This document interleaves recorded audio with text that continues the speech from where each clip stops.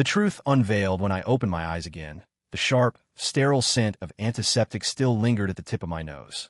But I wasn't in a hospital bed. I was sitting in the spacious, sun-drenched executive lounge of my family's real estate firm. Across from me sat Chloe Vance. She was 20, wearing a sun-faded sundress that had clearly seen better days. She sat perfectly upright, her chin tilted at just the right angle to convey a sense of chilly, high-minded disdain.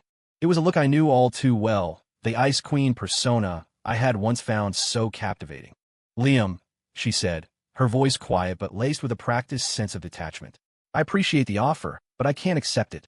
I want to earn my degree through my own hard work. In my previous life, I had been completely fooled by this pure and uncorrupted act. I truly believe she was the girl who, on a dark, torrential night, had dragged me out of the freezing river and used a cheap, cartoon duck Band-Aid to patch up my wounds before vanishing into the rain without a word. To repay that life-saving debt, I had made her the center of my universe.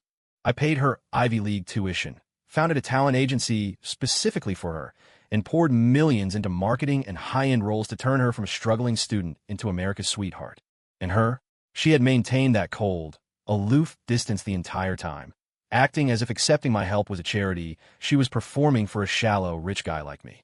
She spent my money while sneaking around with her high school sweetheart, Tyler Kent, claiming theirs was a pure love, untainted by greed. That was until my company hit a temporary liquidity crisis. Seeing I could no longer satisfy her appetite, she and Tyler conspired to push me into the very same river where I had nearly drowned years before. As the icy water pulled me under, I heard Chloe whisper to Tyler, "Now it's over. No one will ever know I stole that girl's credit. He owed me, and he'll never be able to pay it back now." It was all a lie, every single bit of it. Now, having returned to the moment it all began, I watched Chloe. She was waiting.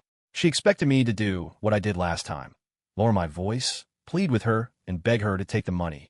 It was a game that fed her ego while filling her bank account. I looked at her, my heart as cold as the river that had claimed me. "If that's how you feel," I said, standing up and adjusting the cufflinks of my tailored suit, "I won't force you."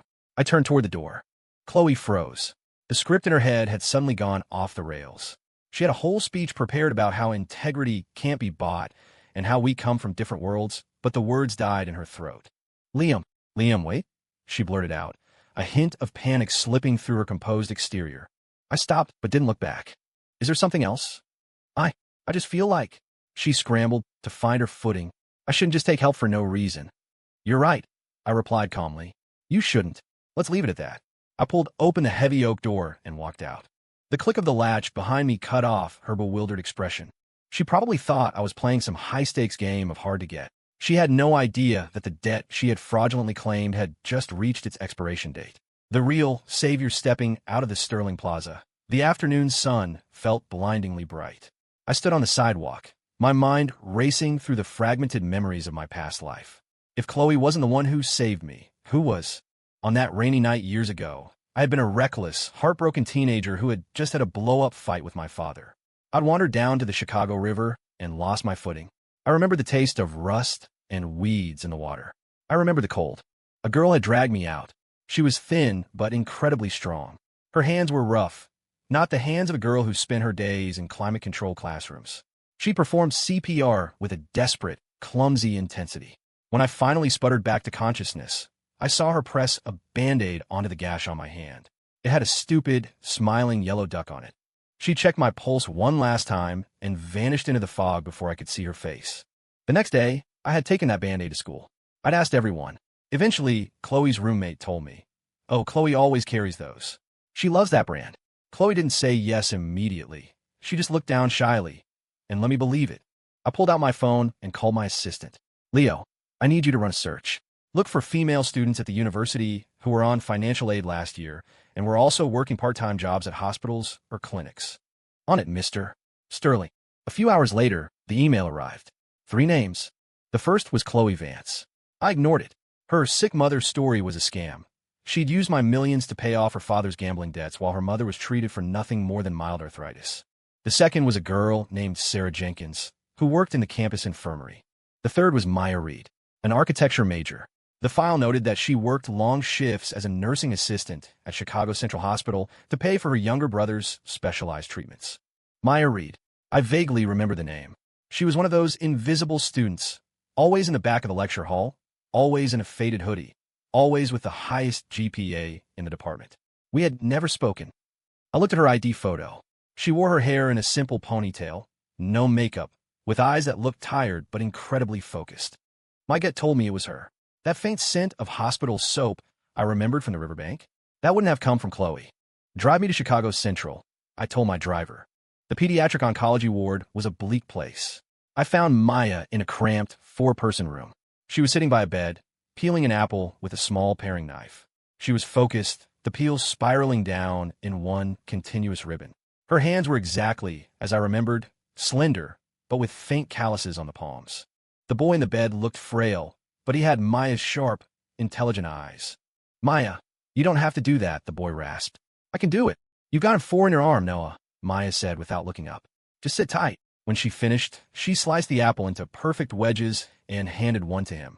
As she stood to stretch her back, she caught sight of me standing in the doorway. She stiffened instantly, her gaze wary. I stepped into the room. I didn't go to her first. I looked at the chart at the foot of the bed. Noah Reed, 14. Aplastic anemia. A devastating, expensive diagnosis. Can I help you? Maya asked, stepping between me and the bed like a bird guarding its nest. Maya Reed? I'm Liam Sterling. I know who you are, she said, her voice guarded. Why are you here? I think I owe you a thank you. I held out my right hand, showing the faint, thin scar on my knuckles. Last summer, the river behind the stadium. Do you remember? Maya's pupils dilated. She glanced at the scar and then looked away, shaking her head. I don't know what you're talking about. You have the wrong person. Her denial was the final proof I needed. She wasn't looking for a payday. The rain was coming down in sheets. I whispered, stepping closer. You dragged me up the bank. Your sleeves were soaked through, and you used a yellow duck Band-Aid to stop the bleeding. Maya's face went pale. She looked at me, her defenses crumbling. I really don't remember. It could have been anyone.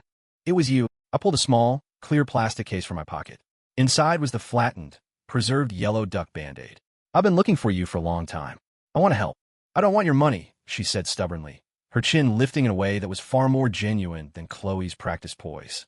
It was just something anyone would do. I'm not a hero. To me you are, I said. I tried to hand her my card, but she wouldn't take it. Look, I know about Noah. I know how much the treatments cost. I'll figure it out, she insisted. I realized that for someone with her pride, a handout was an insult. I had to change tactics. Fine, let's make it a business arrangement, I said, gesturing to the coding manual on Noah's bedside table. My company is developing a new educational app. We need a user experience consultant from a younger demographic to test the beta. Noah looks like he knows his way around a computer. It's a paid position. Noah's eyes lit up. Maya, I could totally do that. I'm the best coder in my grade. I smiled. See? He's interested. It's simple work. He tests the product from his bed and writes reports. I'll prepay 3 months of the consulting fee. $50,000. Does that cover the next round of treatment? Maya looked at me, her eyes brimming with tears she refused to let fall. After a long silence, she finally nodded. Thank you. Liam. The role of a lifetime when I returned to the office. Leo told me Chloe had been waiting in the lounge all afternoon. I walked in, and she stood up immediately. The Ice Queen mask was gone, replaced by a look of indignant confusion. Liam, what the hell is going on? She demanded, dropping the Mr. Sterling act. Nothing is going on, I said, sitting on the sofa across from her. You said you didn't want my help. I respected your wish. But you said you were doing it to repay a debt. Chloe's voice rose. Is your gratitude that cheap? I say one thing, and you just snatch it all back. I laughed. It was a cold, dry sound. That's interesting logic. Let me ask you, if this is about a debt, do I owe you, or do you owe me? Chloe stammered. Obviously you owe me. Well, I've decided not to pay. Is that a problem? You're being a jerk. Maybe, but I'm a busy jerk. You can see yourself out. She stood there, biting her lip until it nearly bled, her eyes welled with tears. In my past life, this sight would have broken me. Now it just felt like a bad performance. Did someone say something to you? She asked, her voice turning soft and manipulative. Is someone whispering lies about me? No one had to, I said. I just realized we come from different worlds. Isn't that what you always say? I'm just agreeing with you. She stormed out, but I knew this wasn't the end. Chloe's ambition wouldn't let her walk away from a golden goose that easily. Sure enough, my phone buzzed. It was Tyler Kent, her boyfriend. In the previous timeline, he had lived off my dime, driving the Porsches I bought for Chloe, living in the penthouse I leased for her. Sterling, Tyler's voice was an arrogant snarl. Chloe just called me crying? What did you do to her? I did nothing. Listen, man. Chloe isn't some girl you can just mess with. If you hurt her again, you're going to have a problem. Tyler, I said, leaning back in my chair. I think you're confused. Since you're her loving boyfriend, I assume you'll be taking over her tuition and her mother's medical bills now? I'm out of the picture. It's all on you, buddy. Good luck. I hung up before he could respond. A few days later, I called director Marcus Thorne. He was the most prestigious indie director in the country, brilliant, cranky, and obsessed with authenticity. In my last life, I had used a massive donation to his foundation to force Chloe into the lead role of his film, The Kite. That movie had launched her career. Marcus, I said, about that girl I mentioned before, Chloe Vance? Forget her. Oh, why? Her headshots look decent. Bad character, I said. For a man like Marcus, that was the ultimate deal breaker.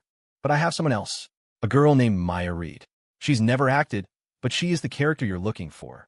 The lead in The Kite was a girl struggling in the shadows of the city, refusing to let go of her dreams despite the weight of the world.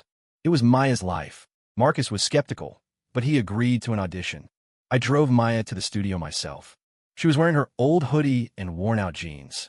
When she saw the line of glamorous aspiring actresses outside Thorne's office, she tried to shrink away. Don't, I said, taking her hand. Her skin was warm, and she didn't pull away. You aren't here to play a part. You're just here to show him who you are. Inside, Marcus was exhausted. He just dismissed a girl who had cried on cue, but felt like a plastic doll. He looked at Maya, then at her clothes. Can you act? He asked bluntly. No, Maya said. Then why are you here? Maya looked at me, then back at Marcus. Her voice was quiet but steady. Because I need the money for my brother. And because I want to know what it feels like to be someone who isn't afraid for once. To fly like a kite. Marcus sat up. He gave her a prompt. You've just been paid your monthly wages. It's the money that keeps your brother alive. You're on the bus home. You reach into your pocket, and it's gone. Go. Maya didn't move for a long time. Then, she reached into her pocket. Her face didn't twist into a dramatic sob. Instead, her entire body seemed to deflate. She searched her pockets with a frantic, trembling speed that turned into a numb, hollow stillness. She didn't scream. She just sat down on the floor, her eyes going completely vacant, as if her soul had left her body to avoid the pain. The room was silent. Marcus Thorne stood up, his eyes wide. That's it, he whispered. You're the one. The House of Cards Falls Maya was a natural. Within weeks of filming, Marcus was calling her a once-in-a-generation talent. She was blossoming, gaining a confidence that made her glow. Meanwhile, Chloe and Tyler were spiraling. Without my funding, Tyler's credit cards were being declined, and Chloe was being forced to audition for low-budget commercials. One evening, they both cornered me in my office. Liam, please, Chloe sobbed, dropping the act entirely. I know I was prideful. I know I hurt you, but you can't give that role to a nobody like Maya Reed. It was supposed to be mine. It was never yours, Chloe, I said. You just stole the story that went with it. What is that supposed to mean? Tyler stepped forward, trying to look intimidating. It means I know, I said, pulling up a photo on my phone. It was a shot from Noah Reed's Instagram. A candid photo of Maya sitting in a hospital hallway.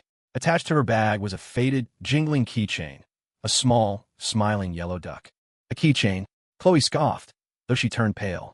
Everyone has those. Maybe, I said, but not everyone has this. I played a grainy video file, security footage I'd recovered from a nearby pier. It showed a girl in a university hoodie dragging a body out of the water. The girl's face was partially obscured, but her height, her gait, and her frantic movements were unmistakably Maya. You lied to me for 2 years, Chloe. You took the credit for saving my life while the girl who actually did it was working 3 jobs to keep her brother from dying. We're done. And if you ever show your faces here again, I'll release this video along with a detailed account of your charity fraud to every tabloid in the city. They fled, but I wasn't finished. I made sure Tyler's outstanding debts, which, through a series of shell companies, were now owned by my firm, were called in immediately. The scandal broke a week later. Not from me, but from a leak at the hospital where Chloe had claimed to volunteer. The narrative of the Ice Queen Muse was dismantled overnight. People found out about her father's gambling, her fake savior story, and her secret relationship with Tyler. She became a pariah in the industry before she even got her foot in the door. A new star, The Kite, premiered at the Toronto International Film Festival and became an instant sensation. Maya Reed was the talk of the town. She wasn't just a discovery. She was an icon of resilience. At the awards gala, Maya stood on stage in a stunning white gown that made her look like an angel. She held the Best Actress trophy, her eyes scanning the crowd until they found mine. "I want to thank one person," she said into the microphone. "Liam Sterling. He found me when I was lost in the dark. He gave me a chance to fly. But more importantly, he reminded me that the truth eventually finds its way to the light." The applause was deafening. That night, after the parties died down, we stood on the balcony of the hotel overlooking the city. "Is it everything you dreamed of?" I asked. "It's better," she whispered. "Because it's real." She turned to me, her eyes bright. "Liam, I want to repay you. For everything." I smiled, remembering how Chloe had said those same words with such greed in her heart. But for Maya, they sounded like a promise. "How do you plan on doing that?" She leaned in, her breath warm against my ear. "By never letting you fall into that river again." I pulled her into a kiss, the taste of the future far sweeter than the bitterness of the past. The final twist a year later. Maya was sitting for a high-profile interview on a national talk show. The host was leaning in, eager for a scoop. "Maya, we have to talk about the scandal that started all. The video of you saving Liam Sterling. It was the smoking gun that destroyed Chloe Vance's career. Do you ever feel bad for her?" Maya took a sip of water, a faint, enigmatic smile playing on her lips. "I don't think about her at all. But that video, it was so perfect. Almost too perfect." Maya looked directly into the camera. "That's because it was. The video was a composite. We didn't have footage from that night. I asked Liam to have his tech team create it based on my descriptions." The studio went silent. I sat in the front row, my heart skipping a beat. "I did save him," Maya continued, her voice cool and steady. "But I knew a girl like Chloe would never be defeated by the truth alone. She needed a show. She needed evidence. So I gave it to her. I wasn't some helpless victim waiting to be rescued by a prince. I wanted my life back, and I took it." The audience erupted. They didn't hate her for the deception. They loved her for the brilliance of it. I walked backstage after the show. Maya was waiting for me, her eyes sparkling with that same Duck Band-Aid spirit. "You're a dangerous woman, Maya Reed," I said, pulling her close. "And you're the only one who knows it," she laughed. I realized then that in my first life, I had died for a lie. In this life, I was living for a woman who was far more complex, far more powerful, and far more beautiful than any pure heroine could ever be. And I wouldn't have it any other way. Story complete.